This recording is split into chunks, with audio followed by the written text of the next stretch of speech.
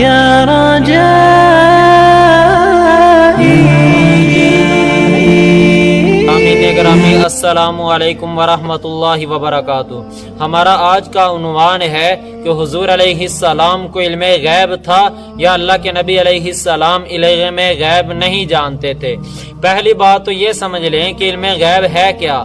ایک تو ہے کہ اللہ کی معرفت کے بغیر، اللہ کے بتائے بغیر علم غیب کو حاصل کر لینا، یہ تو حضور علیہ السلام بالکل ہی نہیں جانتے. اور دوسرے نمبر پر ہے کہ اللہ تعالیٰ کے تعارف کروانے کے بعد اللہ تعالیٰ نے جو بطور وحی حضور علیہ السلام کو علم غیب دے دیا وہ حضور علیہ السلام جانتے ہیں. اس پر قرآن پاک کی کچھ آیات بھی ہیں کہ اللہ کے نبی علیہ السلام علم غیب جانتے ہیں، اور اس کے علاوہ بہت سارے واقعات ہیں. اب بہت سارے دلائل وہ بھی ہیں جو حضور علیہ السلام نے قیامت کے متعلق بتائے ہیں کہ قیامت کے قریب یہ ہوگا. یہ سب غیب کی باتیں ہیں. تو یہاں سے ثابت ہوتا ہے کہ حضور علیہ السلام علم غیب جانتے تھے، لیکن اللہ کے نبی علیہ السلام عالم الغیب نہیں تھے. عالم الغیب کہتے ہیں کائنات کے ذرے ذرے کا، ہر چیز کا علم ہونا، وہ حضور علیہ السلام نہیں جانتے تھے. علم غیب جانتے تھے، لیکن وہ جانتے تھے جو حضور علیہ السلام کو اللہ پاک نے وحی کے ذریعے بتا دیا یا وحی قلب دل پر القاء ہو گیا.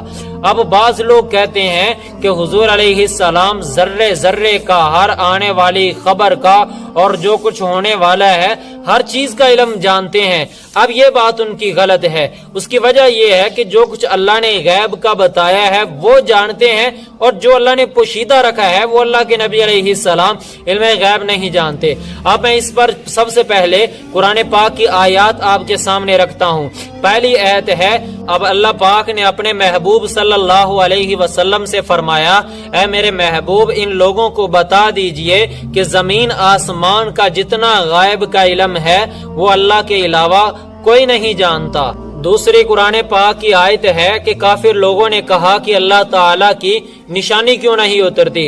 حضور علیہ السلام کو اللہ پاک نے حکم دیا، قُلْ إِنَّمَا الْغَيْبُ لِلَّهِ فَانْتَظِرُوا، کہ اے میرے محبوب آپ ان لوگوں کو بتا دیجئے کہ میں بھی انتظار کر رہا ہوں اور تم بھی انتظار کرو. اب یہاں پر بھی حضور علیہ السلام نے نہ بتایا کہ کب نشانی آئے گی.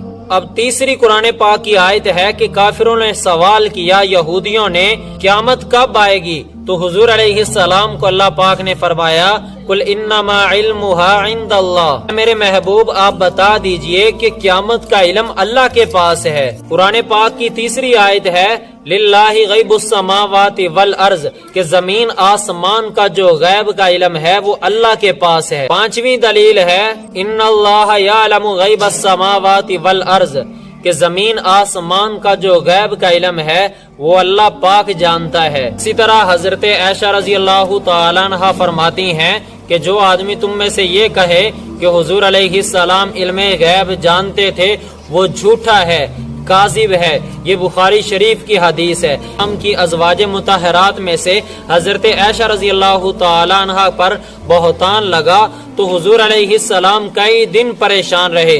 بعد میں وحی نازل ہوئی تو حضور علیہ السلام کو بتایا گیا کہ حضرت عائشہ رضی اللہ تعالی عنہ پر جھوٹا بہتان لگا ہے. اسی طرح ایک کتاب ہے مراعۃ الحقیقت، اس کے صفحہ نمبر 18 پہ حضرت شیخ عبد القادر جیلانی محبوب سبحانی رحمت اللہ علیہ کا فتویٰ لکھا ہوا ہے. وہ شخص یہ عقیدہ رکھے کہ حضور علیہ السلام غیب جانتے تھے تو وہ آدمی کافر ہے، کیونکہ غیب کا علم جو ہے وہ اللہ تعالیٰ کی ذات کے ساتھ مختص ہے.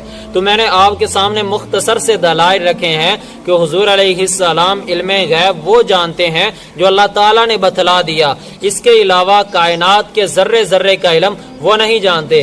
اگر ہم یہ کہیں گے کہ ساری کائنات کا سارا علم حضور علیہ السلام جانتے ہیں، پھر یہ ساری احادیث بھی جھوٹی پڑ جائیں گی اور قرآن پاک کی آیات بھی جھوٹی پڑ جائیں گی. اگر یہ کہیں گے کہ کائنات کے ذرے ذرے کا علم نہیں جانتے، بلکہ اللہ نے جو کچھ غیب کا حضور علیہ السلام کو بتلا دیا یا سکھا دیا وہ اللہ کے نبی علیہ السلام جانتے ہیں، جو اللہ نے پوشیدہ رکھا ہے وہ نہیں جانتے، تو پھر ان آیات پر احادیث پر اعتراض نہیں آئے گا اور ہم فرقہ واریت سے بھی بچ جائیں گے۔